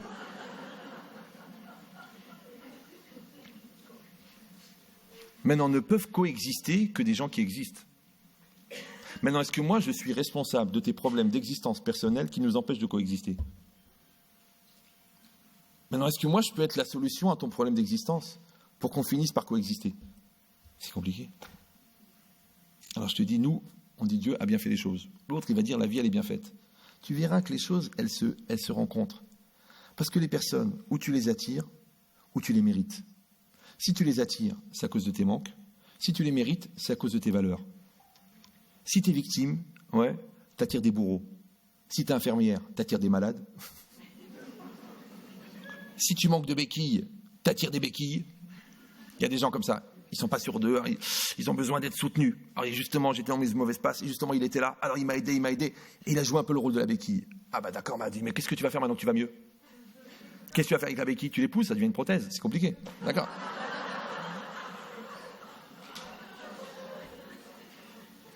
Ah, tu vas dire, bon, on grandira ensemble, on évoluera ensemble. Bah, on va essayer de faire rouler les 2 roues ensemble. Une chaise roulante déjà. Ouais, mais c'est quoi l'idée? L'idée, c'est très fort. Ça veut dire que si aimer, c'est faire un, ça veut dire que moi, je veux exister pour toi. Ça m'intéresse d'exister pour toi. Le problème, c'est que pour exister pour toi, il faut que je m'oublie moi. Parce qu'en moi, on a dit, il y a une énergie positive, il y a aussi une énergie négative. Cette énergie négative, c'est quoi? C'est que quand j'utilise pas, je ne maîtrise pas la diffusion de l'énergie positive, et ben c'est l'énergie négative qui prend le dessus. Maintenant, l'énergie positive, elle s'appelle être. L'énergie négative, elle s'appelle pas être. Maintenant, à chaque fois que je ne suis pas présent. Quand je suis pas présent, je suis absent. Les absents ont toujours tort. Maintenant, comment quelqu'un il sait s'il est absent? Ah, tu vas dire parce que les autres me le disent. Non. Le psy m'a expliqué. Mais non. Écoute-toi parler. Alors, je vous donne maintenant les symptômes de l'absentéisme. C'était plus fort que moi, ça ne me concerne pas. Qui a dit, où c'est marqué, à quoi ça sert? Ça me dérange, ça me dépasse, c'est trop dur, c'est trop difficile, j'y arriverai pas. Je ne suis pas moi-même, je ne me reconnais pas, je ne me sens pas, je ne me méprise pas. Chaque fois que tu réponds absent, bah, tu n'existes pas.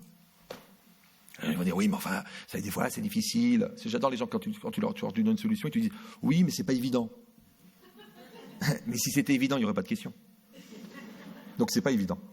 Maintenant je dis, à quoi ça sert de dire c'est pas évident? Puisque c'est pas évident.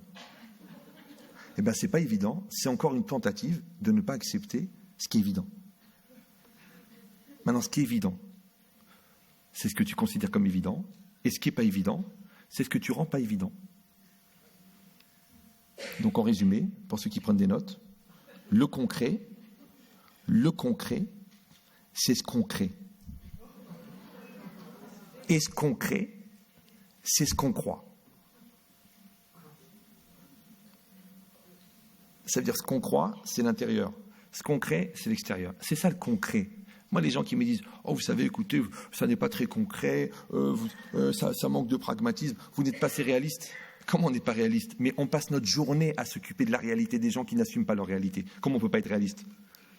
Comprenez ou non? Moi, les gens qui me disent la religion, c'est la théorie, mais ça me fait rigoler. Mais on fait que ça toute la journée, toute la nuit. Des protocoles, pour aider les gens à exister. Donc ça veut rien dire, ça c'est la théorie. Si ça c'est la théorie, c'est quoi la pratique? Je ne sais même pas ce que c'est la théorie. Moi, j'ai même pas eu le temps. J'ai pas eu la chance de faire des études ou la malchance. Ouais. Donc, 20 ans de yeshiva, 20 ans d'institut talmudique, bon, ça vous donne à peu près une vingtaine de doctorats. Mais l'idée en soi, que quoi? Qu'on va accompagner des gens pour exister. Maintenant, nous, dans notre congrégation, on n'a pas le droit d'aider les gens à exister si soi-même on n'a pas réglé ses problèmes d'existence. C'est interdit. Pourquoi? Parce qu'on va projeter ce qu'on est. Et ce qu'on est, c'est ce qu'on croit. Et ce qu'on croit, c'est ce qu'on crée. Allez, vas-y, va projeter tes malaises. Va projeter tes angoisses. Va projeter tes névroses. C'est-à-dire, tu veux aider l'autre, en fait, tu veux t'aider toi. Tu veux que l'autre arrive à te convaincre qu'en l'aidant, tu t'es aidé. Mais va t'aider toi.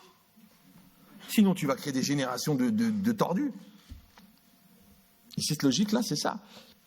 C'est ça le concret. Et c'est ça le concret. Le concret, c'est ce qu'on croit. C'est très fort, c'est très puissant. Si quelqu'un n'y arrive pas, il va avoir des problèmes. Moi, des gens ils me disent, vous savez, je ne suis pas croyant. Je dis, vous n'êtes pas croyant, vous êtes ignorant. Je dis, je suis athée. Vous n'êtes pas athée, vous êtes ignorant, parce que même l'alphabet, vous ne l'avez pas fini. D'accord? Mais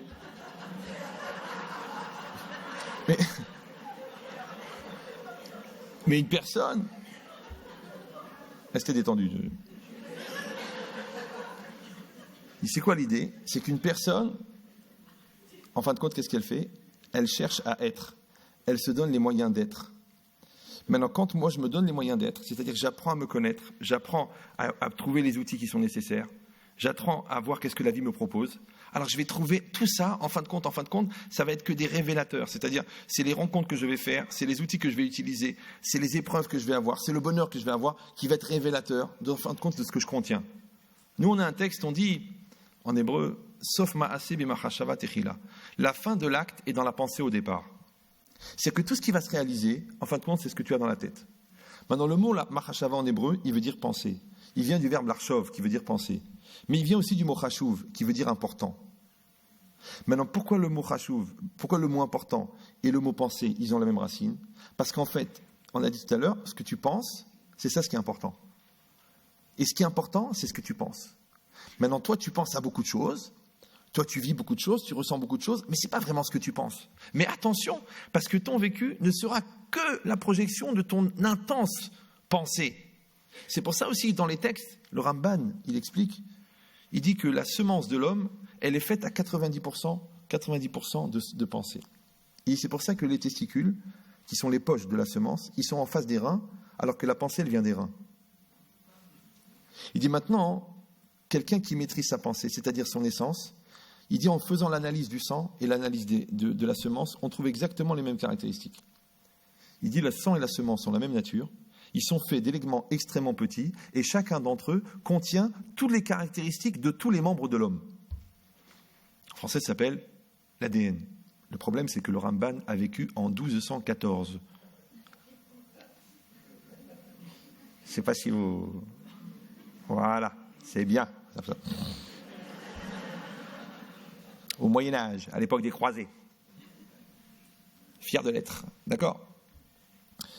C'est pour ça que quand vous allez à la fac de médecine de Montpellier, à l'entrée, il y a la statue du Ramban, Nahmanide.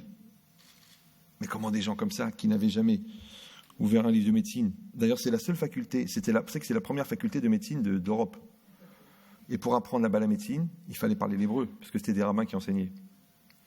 Et eux, d'où ils ont su? Des textes. Ça veut dire quoi? Et ça, c'est très important. Ça veut dire qu'il dit le Ramban que la semence, elle est faite de pensée.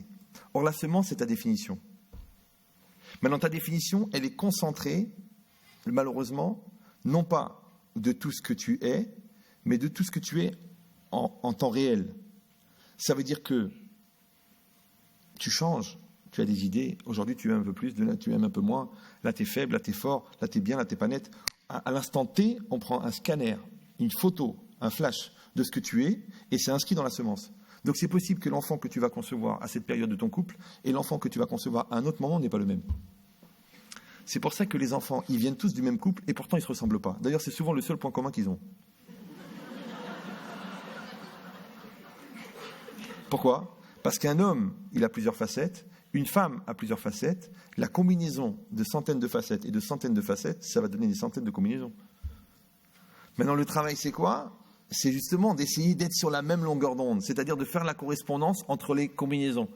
Je veux faire un avec toi, je veux te comprendre, je veux te ressentir, je veux te faire plaisir, je veux être bien, je veux construire. Donc, le plus qu'on va être unis, et plus l'enfant, il sera des deux. Maintenant, un enfant qui est né des deux, comme il y a des éléments qui viennent de l'homme et des éléments qui viennent de la femme, un enfant qui vient des deux, c'est un enfant d'amour, il va avoir l'équilibre entre ce qui vient de l'homme et ce qui vient de la femme. Un enfant qui ne vient pas des deux, c'est-à-dire qu'il est séparé à l'intérieur de l'homme et de la femme, parce qu'il n'y a pas assez d'amour, il n'y a pas de communication, et communiquer, c'est commun, et commun, c'est comme un. Donc si on n'est pas comme un, oui, dans le sentiment, on n'est pas comme un dans la compréhension, on n'est pas comme un dans la sexualité, donc l'enfant, il est deux. Si l'enfant, il est deux, il va être partagé. Il aura des tendances, il aura des peurs, il aura des angoisses. Maintenant, de la même manière qu'on conçoit un enfant avec amour en coordonnant l'homme et la femme, on conçoit soi-même en coordonnant l'enfant qui est en soi et l'adulte qui est en soi. On crée un acte comme on crée un enfant. Maintenant, cet acte-là, je peux le faire avec amour, avec intelligence, avec finesse, avec investissement, avec pureté. Ou je peux le faire par dépit, parce que j'ai rien à faire, parce que j'ai pas le temps, parce que j'ai pas la tête. Je peux le faire. Le problème, c'est qu'il va contenir ce que j'ai mis dedans. C'est pour ça que, en hébreu, le mot P, il veut dire la bouche. C'est la valeur numérique 85. Et c'est la valeur numérique Mila. La Mila, c'est la circoncision. Quel rapport entre cette bouche-là et cette bouche-là? Oui, parce que ça, c'est connu, ça. Quand tu n'es pas bien ici, tu n'es pas bien ici. Quand tu n'es pas bien ici, tu n'es pas bien ici. Tu vas être bien ici avec ta femme, d'abord tu la rends bien ici. Si elle est bien ici, ça se passera bien ici. Tu dis non, mais si ça se passe bien ici, ça ira très bien. Non. Toi, tu confonds l'élevage et l'éducation, toi. C'est un langage de cow-boy, ça s'appelle la vérité si jument. Ouais, mais enfin, j'en parlerai à mon cheval. Mais c'est quoi l'idée? 2 minutes. Il nous reste 2 minutes. Bon, il me reste une feuille. Il faudrait que je commence le cours quand même. Donc ça veut dire quoi? Là, c'est... Ah, je peux pas. C'est ma femme qui m'attend, c'est la seule qui peut m'empêcher de rater un train. Donc ça veut dire quoi? Et ça, c'est très très important. Peut-être qu'on va essayer de conclure avec ça. Cette énergie-là, qui est à l'intérieur de soi-même, c'est celle-là qu'on appelle la lumière. Maintenant, cette lumière-là, quand vous prenez un schéma, vous prenez un projecteur. Dans un projecteur, il y a une ampoule. Ensuite, il y a la lumière qui sort de l'ampoule. Ensuite, il y a un système électronique qui gère la lumière. Il y a des lentilles concaves et convexes. Et ensuite, il y a un diapositive, il y a un objectif et il y a un écran. L'écran, c'est la vie. L'ampoule, c'est l'âme.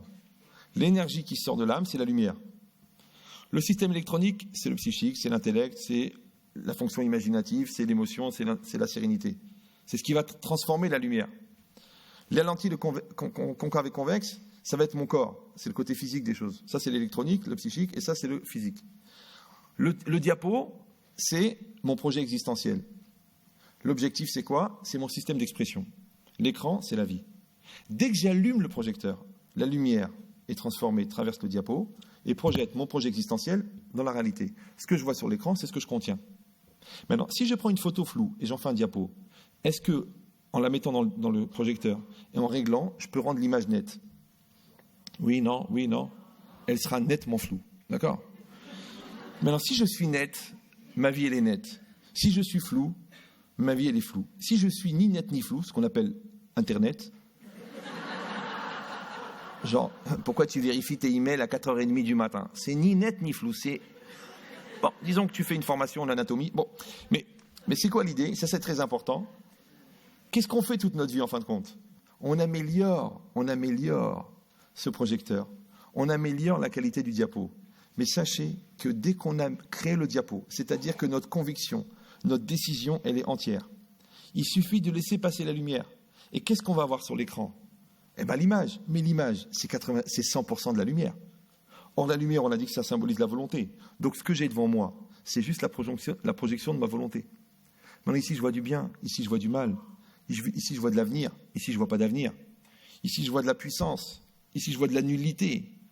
C'est ce que je vais projeter. C'est ça ce qu'on a dit, le concret. Ouais. Maintenant, la maladie, c'est quoi? C'est que cette énergie-là, elle n'a pas été redistribuée. La santé, c'est que l'énergie, elle se diffuse normalement. Donc l'énergie de l'âme, elle nourrit le psychique, le psychique, il nourrit le corps, il nourrit le vécu. Maintenant, si moi, je ne sais pas prendre cette énergie de l'intérieur, ou si je ne sais pas prendre le retour de cette énergie, c'est-à-dire je ne sais pas prendre dans la nourriture, prendre dans le regard de l'autre, prendre dans le verre de cet arbre, dans la lumière du matin, si je ne sais pas prendre l'énergie, si je ne sais pas trouver les satisfactions d'être pour nourrir mon intériorité, ça veut dire que je ne sais pas régénérer mon réservoir d'énergie pure, si je ne sais pas le faire. C'est dangereux. Parce qu'on croit qu'on est tout le temps jeune. Alors un jour, le réservoir de joie, il se vide. Il nous reste le réservoir de conscience, parce qu'on est des gens éduqués, qu'on assume. Et un jour, le réservoir de conscience, il se vide. Il reste le système nerveux. Alors on fume des cigarettes et on assume. Et un jour, les nerfs, ils craquent. Et on s'écroule. Comment on fait? Alors, je vous donne un secret. Le but de la vie, c'est pas de faire, c'est d'être. Maintenant, on va utiliser action pour devenir. La vie où Dieu nous a donné un diamant à l'intérieur. Ce diamant, on passe notre vie à le tailler. Maintenant, comment je taille le diamant? Maintenant, j'ai un problème avec mon fils, alors je suis en train d'expliquer un truc. Maintenant, j'essaye d'entamer le dialogue avec mon mari, alors que ce n'est pas simple. Maintenant, ce que je suis en train de faire, c'est de la communication avec mon mari. Mais ce que je suis en train de travailler, c'est que je dépasse les limites de ma patience. Je fais apparaître une nouvelle facette de mon intériorité. Donc, en fin de compte, je me sers de l'action pour devenir. Attention, la société vous conseille de produire. Si vous produisez, vous devenez des imprimantes. Les imprimantes impriment. Tant qu'il y a de l'encre, ça marche du tonnerre. Quand il n'y a plus d'encre, alors elles impriment, et après elles arrêtent d'imprimer. Alors là, elles dépriment. Vous n'êtes pas des imprimantes. Vous n'avez pas épousé des imprimantes. Vous avez épousé des personnes. Vous n'avez pas des imprimantes en enfant. Vous avez des personnes. Maintenant, si moi, je vais devenir, c'est-à-dire que moi, je vais exister pour l'autre, alors sachez que le meilleur encouragement à l'existence, c'est d'exister. En existence, je fais exister. Maintenant, celui qui n'existe pas ne pourra pas faire exister. Tu peux faire 1 million de formations, il faut que tu donnes le moyen d'exister. Quand tu vas exister, tu vas naturellement faire exister parce que tu encourages l'autre à exister en existant. Puisque celui qui existe, il a fait exister quelqu'un qui a conscience qu'il existe, et celui qui a compris qu'il existe, il va faire exister. C'est comme ça. Celui qui n'existe pas, il ne pourra pas faire exister. C'est impossible. C'est ni des médicaments, ni de mettre des trucs dans les oreilles. de fumer des choses qui ne sont pas légales, ça ne va pas faire exister. Par contre, le contraire, si quelqu'un il est d'accord, et ça c'est un grand effort et d'un autre côté une grande satisfaction, s'il est d'accord d'aller chercher la source de cette énergie, qui est d'une force et qui est d'une pureté, mais qui est incroyable. Je peux pas vous dire plus qu'un peuple qui a vécu 2500 ans de persécution, il est encore là. Ouais. Qu'on lui demande de faire des choses encore plus énormes que ce qui serait supportable et qu'il est encore là. Donc ça veut dire quoi? Ça veut dire que la source d'énergie, elle est infinie. Si on est d'accord de le vivre avec pureté, avec intensité, avec honnêteté, elle va se dégager cette énergie. Et sachez que cette énergie, elle ne coûte rien puisque c'est elle-même qui te nourrit. Ça veut dire que tu fais du vélo. Un jour, tu vas dire, mais la dynamo, elle sert à rien parce que je roule le jour. Tu sais ce que tu vas faire? Tu vas débrancher le câble qui va au phare et tu vas le mettre sur tes jambes. Et en pédalant, tu vas nourrir ton corps qui va te permettre de pédaler. Maintenant, quand tu vis quelque chose, au lieu de dire comme la société te demande, sois productif, tu dis non, je veux devenir. Donc je vais utiliser l'action pour devenir. Maintenant, quand je vais devenir, en fait, je vais récupérer la satisfaction d'être, de ma réussite, de mon équilibre, de ma sérénité. Et c'est cette énergie-là qui, en revenant sur moi, parce que je vais constater que je suis devenu, grâce à ce que j'ai fait, c'est ça qui régénère mon réservoir de joie. Et donc mon réservoir de joie, il ne se videra jamais. On a trouvé le mouvement perpétuel que les scientifiques recherchent depuis des milliers d'années. À bientôt.